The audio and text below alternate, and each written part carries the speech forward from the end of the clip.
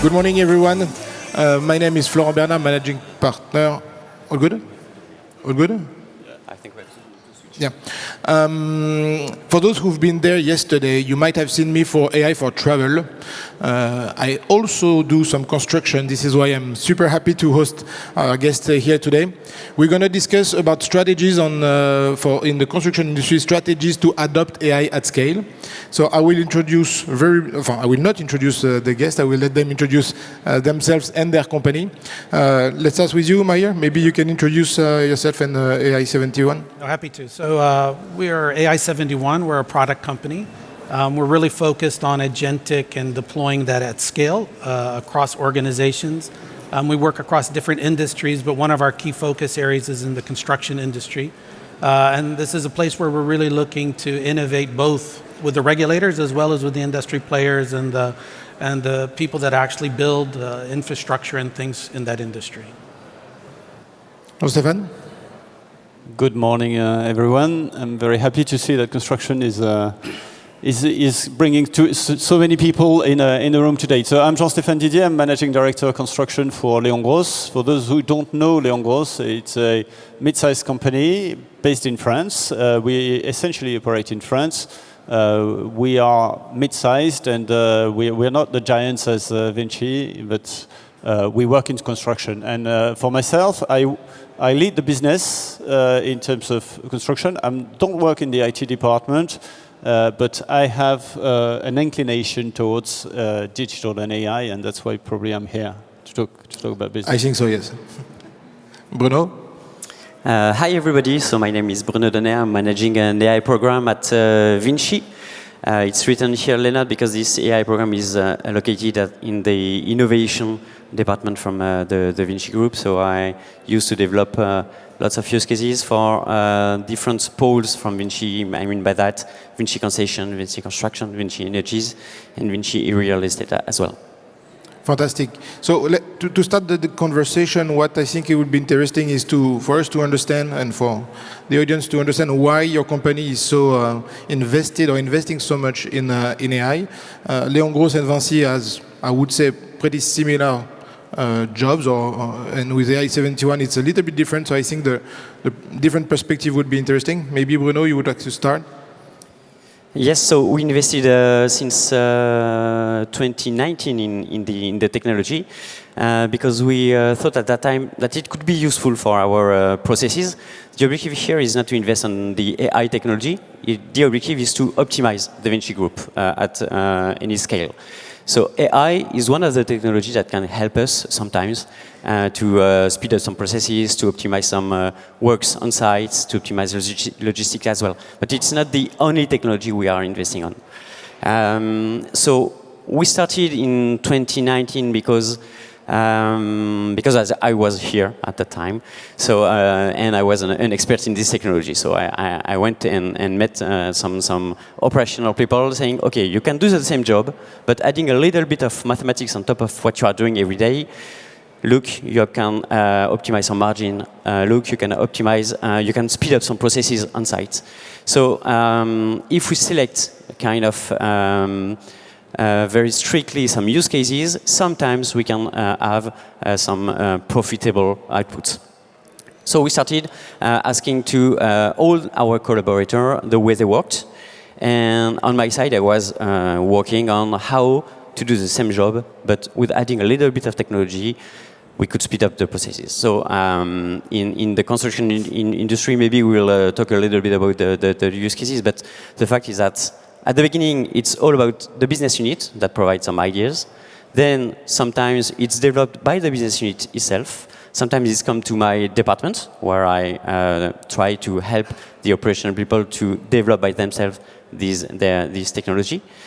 And it comes back to the business unit, because the business unit will scale the application within the VINCI group, because we are a decentralized group, so I cannot maintain everything in my department. Otherwise, we would be around 300 people maintaining all the different use cases we developed. So yeah, this is the way we worked. At the beginning, it's a use case coming from a business unit. Then we speed up the process with a team that is an expert in the field. but then we push back the use case inside the business unit, and it's up to this business unit to scale it within the world. Okay, thank you. Jean-Stéphane at Léon Grosse, maybe you can share the vision with AI that you have? Yeah, we have a slightly different vision, except that we think that AI is providing some benefits to our core business. But being smaller, we can't afford a central team, or we can't.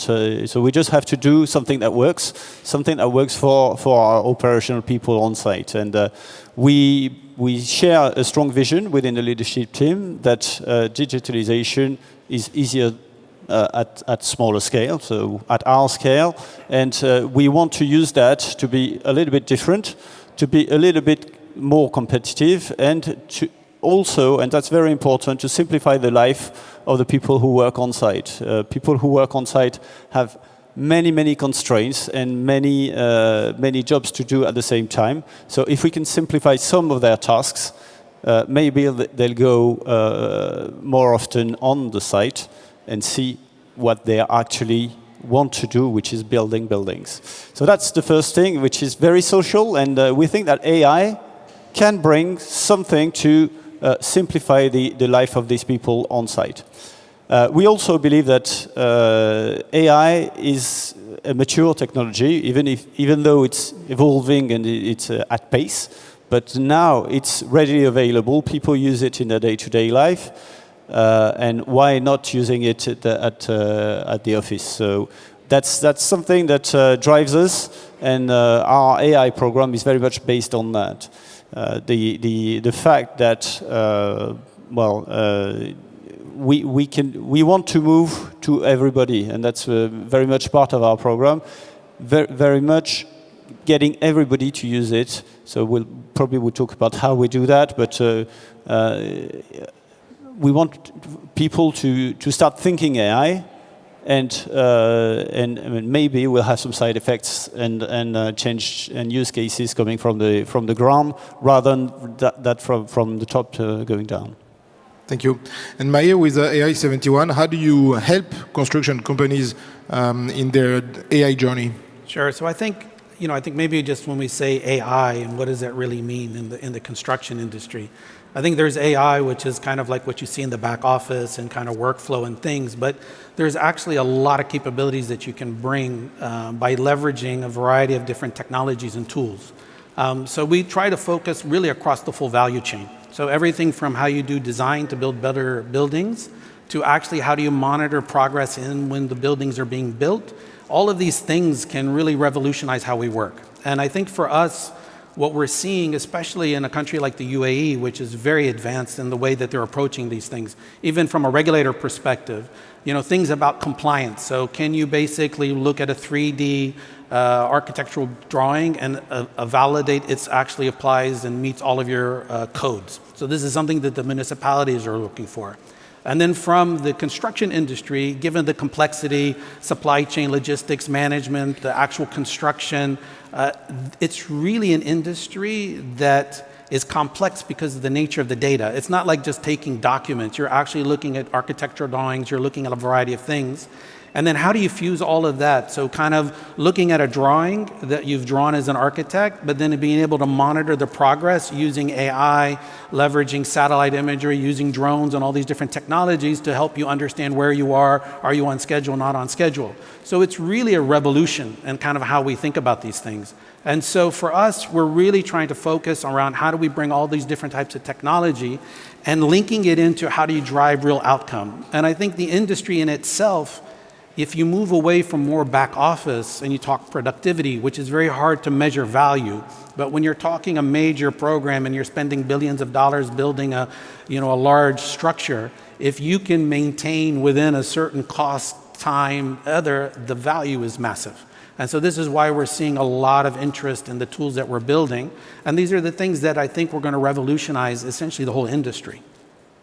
And going to quite similar, building software and trying to make your guest using them. It's a little bit like consultant giving a recommendation and hoping the client to implement it. So because we are focusing this summit around adoption, would be super interesting to understand the different ways that and tactics and strategies that you have put in place to make sure that not only you build fantastic tools, but they are actually used and they live in the company, and they are implemented in the operating models and ways of working. Maybe we start with Léon Grosse, with Jean-Stéphane. Yeah, as I said, we want well, our strategy is to get everybody accustomed to using AI in their day-to-day life, and that's something that we want to be a little bit different in our approach. We started in 2017, where we moved all our workspace to Google Workspace, and that made us a little bit different in the construction industry, looked at and sometimes frowned upon. But now this is giving us, through Gemini and all what Google gives us, a secure environment to deploy at scale, and that everybody has got on their platform, on their laptop, the capability to use it. Now, it's not because it's available that people use it. So we have to train them, and that's what we started to do. We started to do it this year, and we have a massive training program with the objective of training 100% of our staff.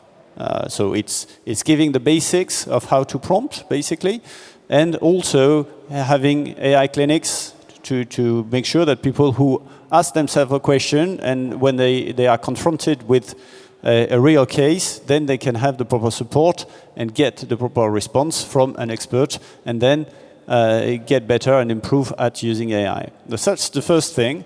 The second thing is get leadership buy-in, and this leadership buy-in is we pushed a little bit further that training program by having day outs where for a full day we gathered in several sessions all our managers.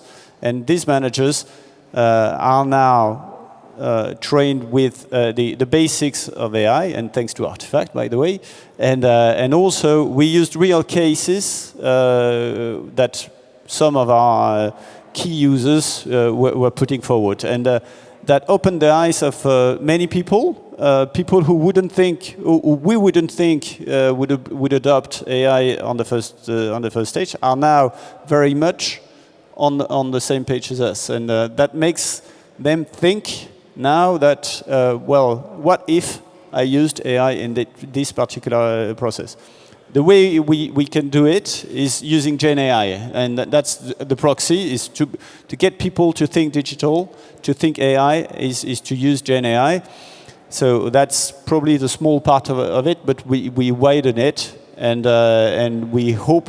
Well, our objective is to get results and to get the power of AI in all our processes, in all the life cycle of the project. I was hearing on the previous roundtable. It's really what we want to do, and what we are actually doing at the moment is to get small bits of AI and being able to share. That's probably the next step next week, actually. Thank you. Bruno, at VINCI, given the scale of the group, the complexity of the group, how do you make sure that everything that you think or you build at Leonard is properly deployed and adopted by the different BUs? So how do we develop AI in a very decentralized group and a very big company worldwide? So basically, first we start by giving talks about what is the technology, what is AI, all different technologies, what it can do and what it cannot do, because there is a lot of magic in it, and people think like crazy when we speak about AI. So we want to be, the foot on earth, saying, okay, it will not do anything, but sometimes it will work. So this is the first step. Second, a business unit answers the call and say, okay, I think I have an idea, and I think this idea can be profitable for the group. So how do we do? Basically, we meet with this business unit, so between 20 to 30 people. We split them into their different services, because when you think about AI for legal, it's not the same AI for design, for example. So we speak about what they do in their daily life, basically. And we ask them, okay, you do this all the day. What don't you want to do anymore in 1 year or 10 years? And they know what they don't want to do.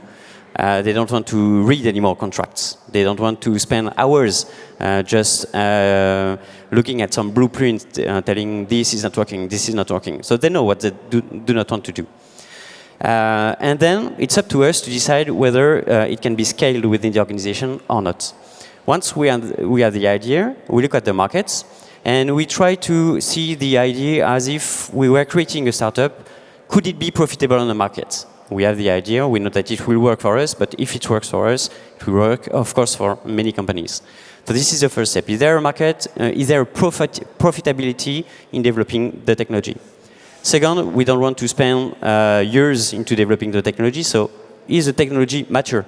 Can we connect with universities or papers that tell us a little bit about the model that we could use to develop the use case?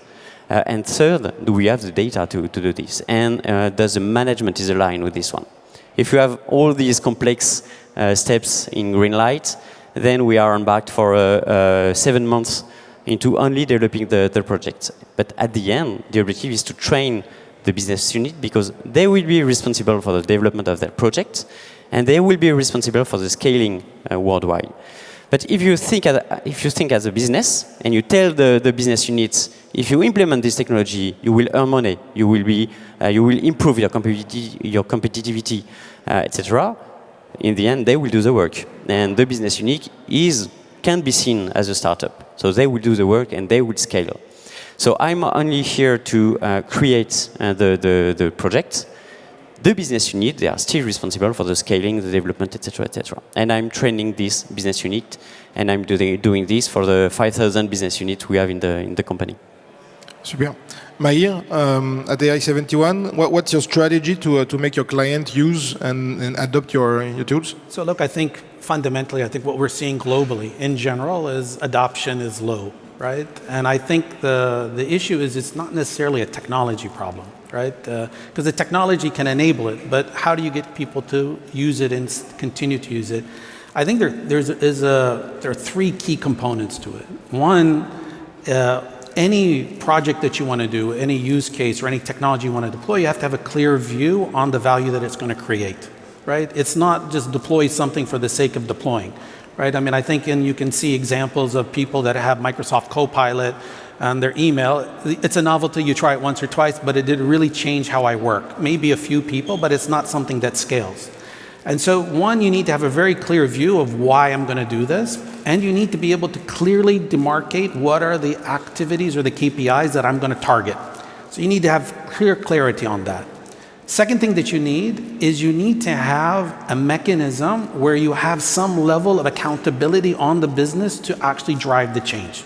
So the top-down leadership needs to be clear, so that when you basically look at the scorecard, everybody's incentivized to say that we're going to invest this amount of technology, and this is what we're going to measure as an outcome that we want to achieve. And it has to go to the scorecard level, because then you're actually going to drive a change at the bottom line. Because this is how you create the incentive to ensure that it gets deployed and value is created. And then the third piece is actually the training. And I think there's different levels of how you think about capability building. There's general AI literacy, then there is more focus specifically on the tool sets that you want to have, and then even at the leadership level, because they need to understand what is the opportunity that we can unlock through the AI. But I think if you don't have that top-down clear view on what is the outcome you want to have, and then linking it to capability. So when we do this, we will actually go to the scorecards at the CEO level, at the senior vice president, across the business, and say, you're going to deploy this technology, we're going to see this efficiency gain, we're going to drive this cost at something, because then they will push down and make sure that it gets done. Else, you will just spend a lot of money, you'll deploy a lot of stuff, and nothing will come out of it, and which is what we're seeing fundamentally today. So it really needs to be an organizational, and I think you want to think of this truly as a transformation of how I want to work. And even when we engage with clients and with the business, we actually ask them, say, can you imagine how you work today, and tell me how you'll work tomorrow? And if you can't distinguish between today and tomorrow, you probably shouldn't do the project, right? I mean, fundamentally, you have to have clarity on what is it going to transform, either a process, capability, speed, efficiency, cost, but you need to quantify it. I think to close this session, I would love to get your views on how to monitor the adoption. Because what we see is that you can only optimize what you monitor, and we see a lot of speech discussions, the importance of adoption, of capability building, it's fine.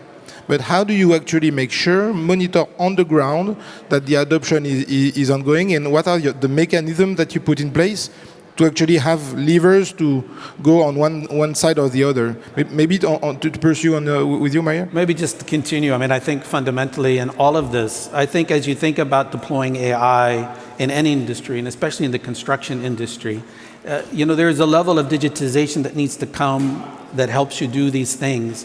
But I think, thinking of it more as in a transformational type of view, and how you link these into your actual OKRs and key objectives that you have as a business is the basis for it, right? You need to be able, in the end, we're here to make money, or we're here to drive efficiency, or we're here to do something. So if you can't link it clearly, this activity is going to create this value, you're going to struggle. And I think this is where you just need, we hear a lot of things around productivity, but what does productivity really mean?